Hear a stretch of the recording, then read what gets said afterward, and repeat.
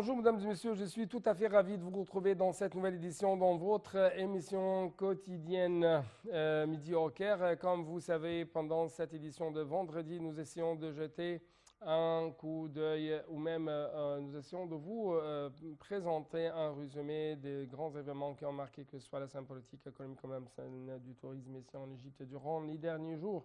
Mais avant de commencer, je dois vous dire bon Ramadan à toutes et à tous. Tout de suite, nous allons commencer notre tournée dans le monde égyptien.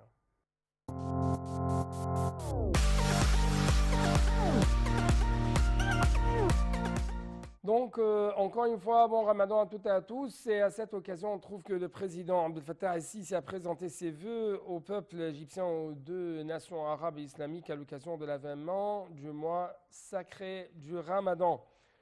Dans un post sur son compte officiel de réseaux sociaux, le président Abdel Fattah el-Sisi a imploré Allah le Tout-Puissant que cette occasion soit porteuse de bonheur et de bénédiction pour le peuple égyptien, arabe et islamique.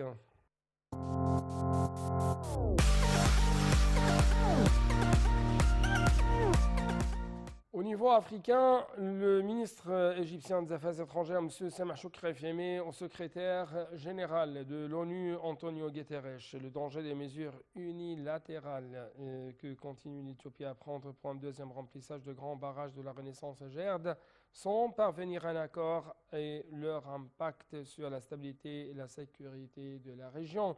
Le chef de la diplomatie égyptienne a passé en revue le développement du dossier de Gerd lors d'un entretien par téléphone mardi avec M. Guterres, bien sûr, durant cet entretien, le chef de la diplomatie a mis l'accent sur le fondement de la position de l'Égypte, appelant à parvenir en urgence à un accord juridique contraignant sur les règles de remplissage d'exploitation. M. Shoukry a adressé des messages au SG, c'est-à-dire le secrétaire général, et au président de l'Assemblée générale de l'ONU, et a demandé de les généraliser en tant que document officiel qui explique tous les aspects liés au GERD, les évolutions et étapes des pourparlers.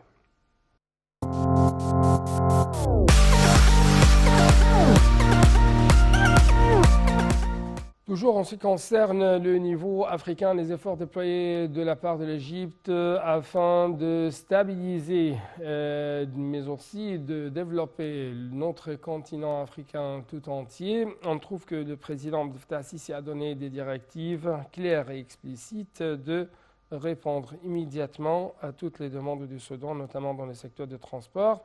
Selon les affirmations faites par le ministre du Transport Kamel Wazir, qui s'est entretenu avec son homologue soudanais Mirghani Moussa récemment.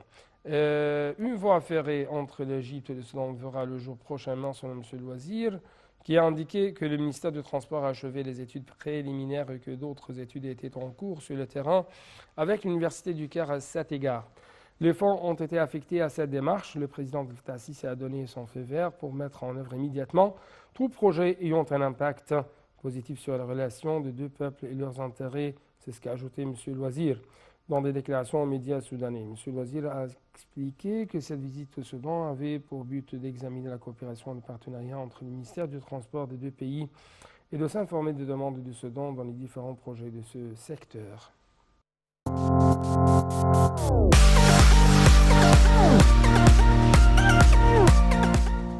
Au niveau des relations bilatérales entre l'Égypte et la Russie, on trouve qu'il y avait bien sûr des déclarations très importantes faites par les deux côtés.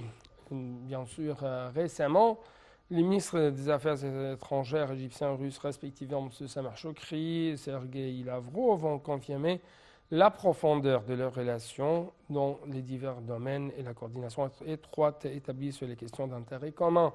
Lors d'une conférence de presse conjointe avec M. Lavrov, à l'issue de leur pourparlers au Caire, M. Shoukry a souligné la satisfaction des deux parties de la coopération établie pour la construction de la centrale nucléaire de Dabra, la modernisation des chemins de fer, le développement de la zone industrielle russe et des échanges commerciaux.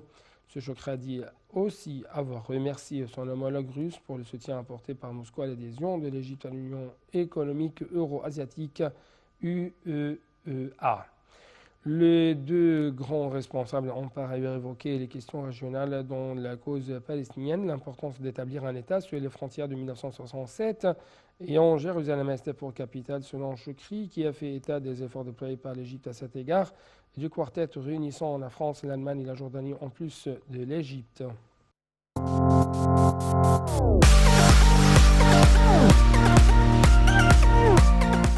Au niveau économique, le président Abdel Fattah al-Sisi a ordonné d'accélérer les efforts de mise en œuvre de l'initiative intitulée l'Égypte numérique et d'élargir les disciplines visées par l'initiative, et ce dans le but de soutenir la performance du gouvernement en fournissant les derniers services numériques aux citoyens de tout le pays. Donc les détails tout de suite avec Marwa Arafa et Hachel.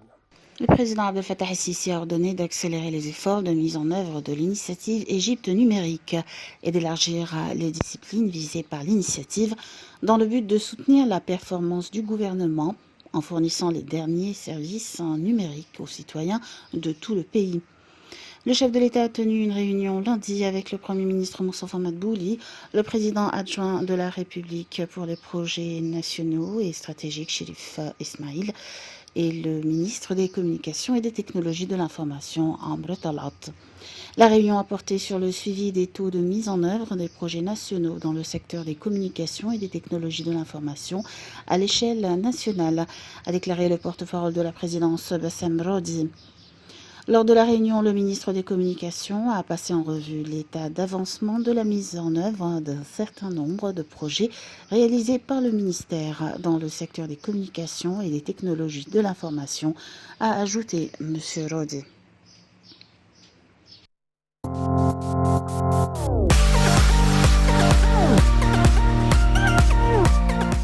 D'autre part, on trouve que le président Abdel Fattah al-Sisi s'est réuni donc avec le Premier ministre Dr Moustapha Madbouli, un membre du Conseil ministériel, pour discuter du projet des machines de la production industrielle.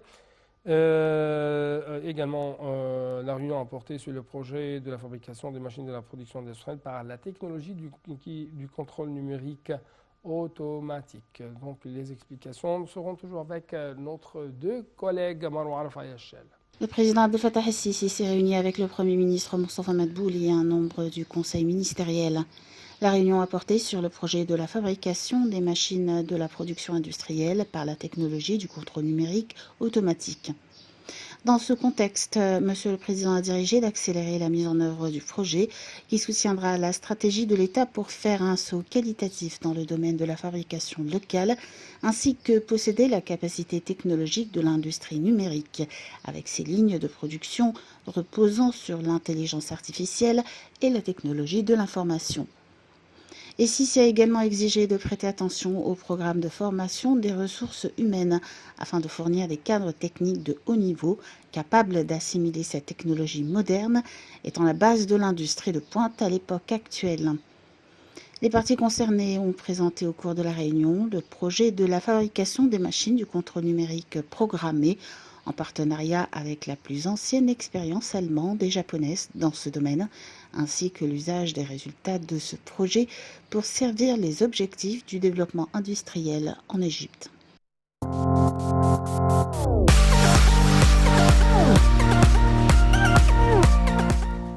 En réaction, le Premier ministre Dr Moustapha Madbouli a affirmé que le président Abdel Fattah al-Sisi prêtait une grande attention à la promotion de l'industrie textile pour récupérer la place de l'Égypte dans cette industrie, faisant état d'un projet énorme mis en œuvre par l'État dans ce domaine dans la ville d'Al-Mahalla, Al-Kubra.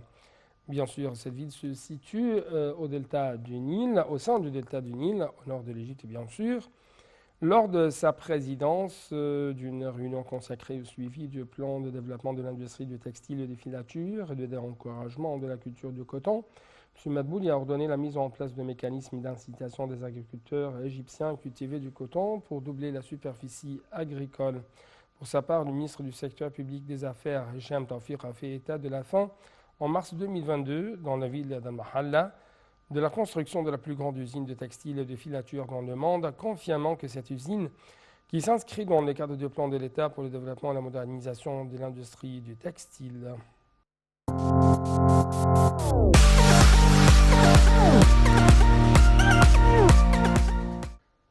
le domaine de l'énergie, avec ou plutôt précisément dans le domaine du pétrole, le ministre, M.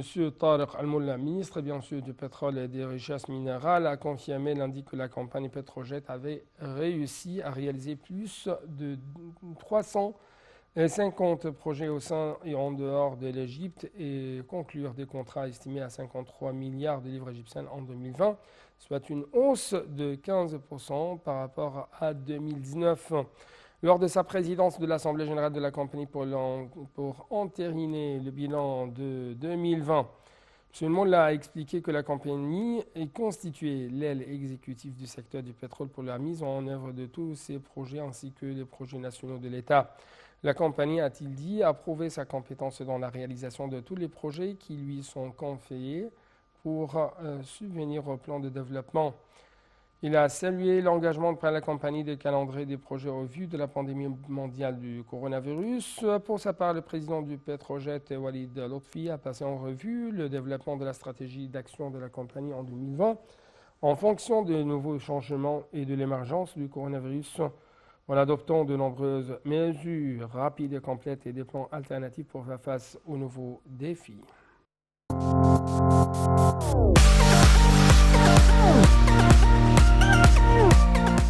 Nous restons toujours avec le ministre du pétrole et de la richesse minérale, Tariq Al-Molla, qui a présidé l'Assemblée générale constitutive de la société égyptienne du bioéthanol, un des nouveaux projets en matière d'industrie pétrochimique d'un coût d'investissement de 100 millions de dollars.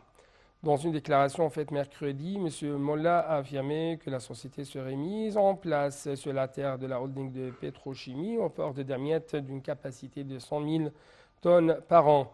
Cette nouvelle société, a-t-il précisé, aurait pour objectif de sécuriser les besoins locaux, exporter l'excédent et créer des emplois directs et indirects de nature à hausser le revenu économique et ce, dans le cadre de la vision du ministère du Pétrole pour une exploitation optimale des ressources disponibles pour développer les projets à valeur ajoutée et réaliser un développement durable.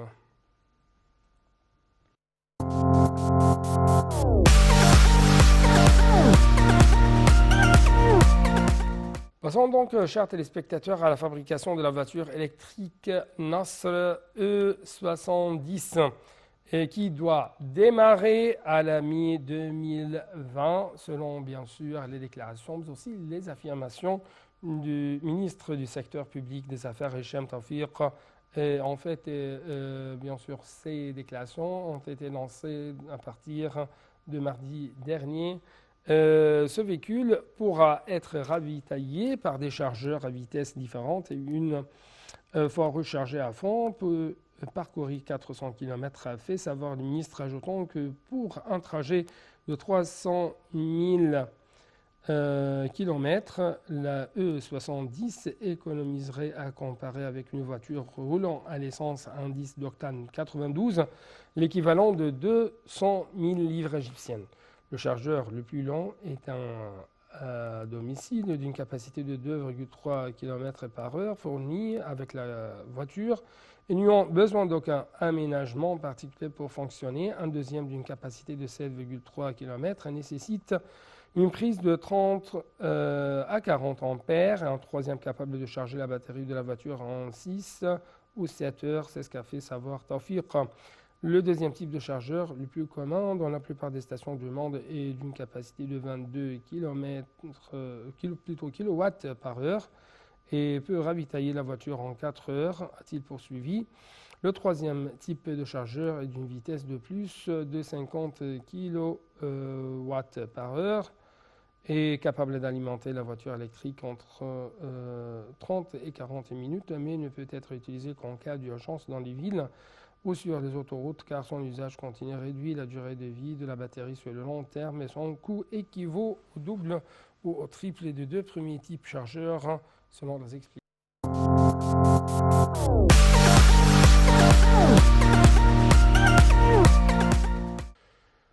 Passons donc, chers téléspectateurs, à un domaine très prometteur ici en Égypte. Il s'agit du domaine des sciences et des technologies.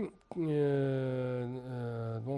cet égard, le ministre de l'Enseignement, de la Recherche et scientifique, Khaled Abd El-Ghaffar, a annoncé que 63 savants égyptiens avaient remporté les prix de l'État pour les sciences et la technologie dans une conférence de presse tenue à la suite de la réunion du conseil d'administration de l'Académie de la Recherche scientifique et de la technologie. Monsieur Abd El-Ghaffar a souligné que la direction politique a accordé un intérêt particulier au rôle important des scientifiques et des chercheurs égyptiens dans la réalisation de l'économie fondée sur la connaissance et tenait à soutenir, à encourager même les scientifiques et les chercheurs.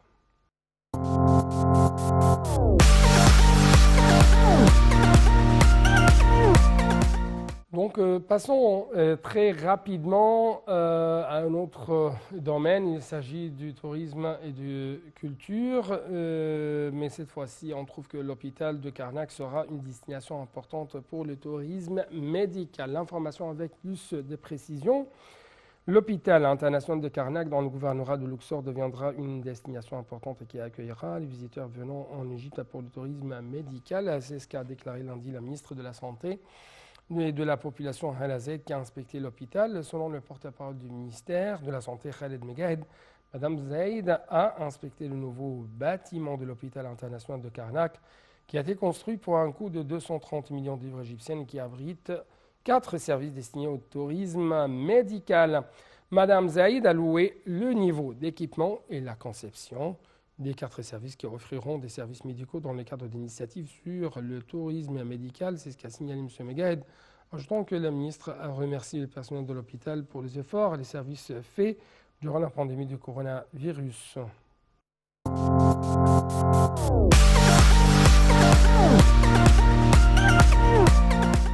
Clôturons donc cette édition par cette remarque.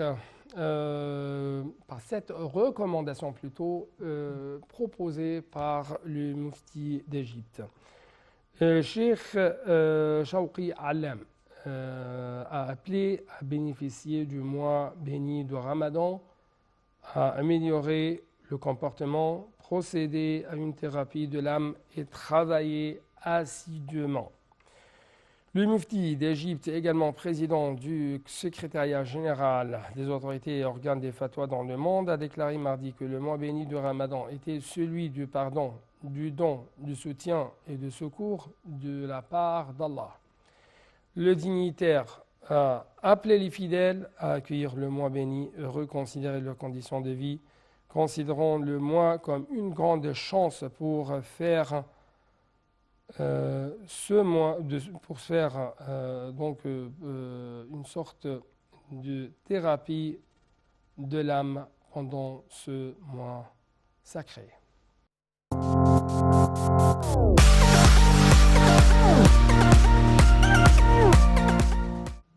Donc avec cette dernière recommandation, ces derniers conseils proposés par le Mufti d'Égypte aux musulmans du monde entier pendant ce mois sacré du Ramadan, nous arrivons à la fin de cette édition. Merci beaucoup pour votre attention, pour votre fidélité et bon suite dans le programme Sunna TV International et avant tout, bon Ramadan à toutes et à tous. Au revoir.